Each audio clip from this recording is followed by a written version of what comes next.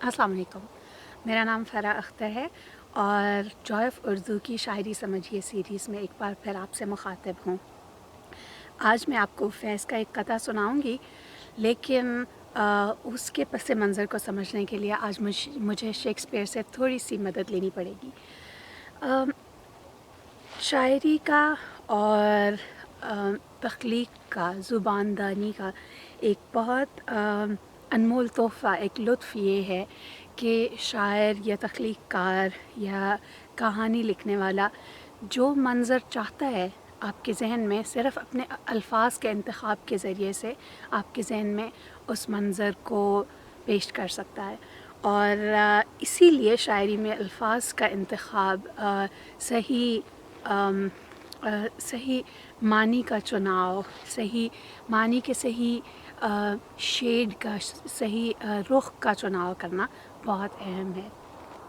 Shakespeare ने अपने drama Macbeth में अपने किरदार में मैकबेथ के हाथों एक बहुत ख़ूबसूरत जुमला कहलवाया है और मैं आपके सामने पेश करती हूँ। वो कहता है, उसके हाथों पे अपने मक़तूल का खून है और वो ये कहता है कि This my hand will rather the multitudinous seas incarnadine, making the green one red.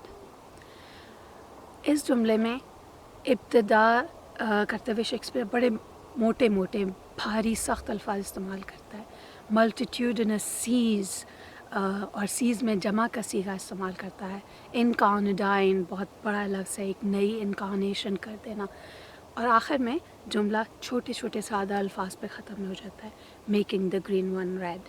तो अगर बहैसियत सुनने वाले के या स्टेज पे बोलने वाले के सामने के तौर पे अगर आप सोचेंगे तो आपके जहन में बड़े बड़े सब समंदरों का मंज़र तख्लीक पाएगा और फिर रफ्ता रफ्ता वो मंज़र गोया एक कूज़े में मरकूज़ हो जाएंगे और वो छोटा सा कूज़ा अचानक सब से सुर्ख हो जाएगा उस खून से जो मैकबेथ के हाथों पे लगा है।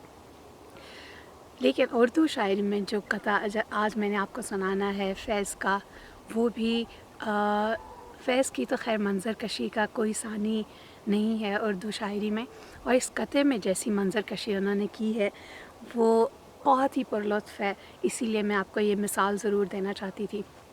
कथा सुनाती हूँ। खिले जो एक दरीचे में आज हुस्न के फूल, तो सुबह झूम के गुलजार हो गई यकसर। जहाँ कहीं भी गिरा नूर उन निगाहों से, हर एक चीज़ तरहदार हो गई यकसर। इस कथे में लुत्फ़ की बात एक लफ्ज़ से बहुत बहुत ज़्यादा पैदा होती है और वो लफ्ज़ इस कथे का रदीफ़ भी है, यकसर। यकसर का मानी है कम्प्लीटली, एंटायरली, मुकम्मल तौर पे और अचानक किसी चीज़ का हो जाना। गोया जैसे पहले वाली मिसाल में आपसे कहूँ कि अगर मैं कहूँ कि पानी, सब्ज़ रंग का पानी सुर्ख हो गया यकसर, तो वो अचानक और पूरा का पूरा सुर्ख हो जाएगा। तो यकसर में एक कंप्लीटनेस ऑफ मीनिंग, एक एंटायरटी, मुकम्मल होना, हर चीज़ पे तारी होना, उसका एक मानी है। और इसी से इस कथे में बहुत लुत्फ़ पैदा होता है। तो मैं आपको इस कथे के मंज़र से रफ्ता रफ्ता लेके चलती हूँ।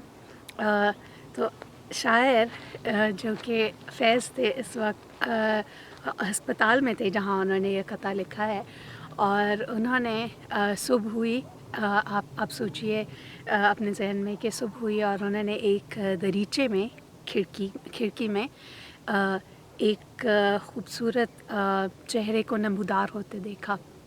और इस चेहरे के आने से पहले, महबूब का चेहरा समझ लीजिए, उसके इस दरीचे में आने से पहले गोया सुबह आम सी थी, उसमें कोई रंग नहीं था, वो निखरी हुई नहीं थी। Imagine a window box that had some flowers. इस दरीचे के सामने एक छोटी सी क्यारी है जिसमें फूल लगे हुए थे, लेकिन वो खूबसूरत नहीं लग रहे थे, उनका रंग वाज़ेह नहीं हो रहा था।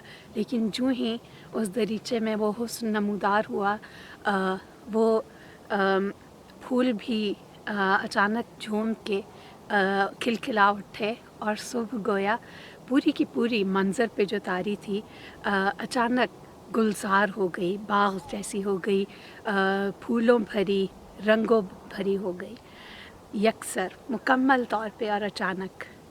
और अब अगले शेर में ये जो महबूब है, गुलरू है, ये मंज़र पे नज़र करता है और सारी सुबह के मंज़र को उस दरीचे में से खड़े होकर देखता है।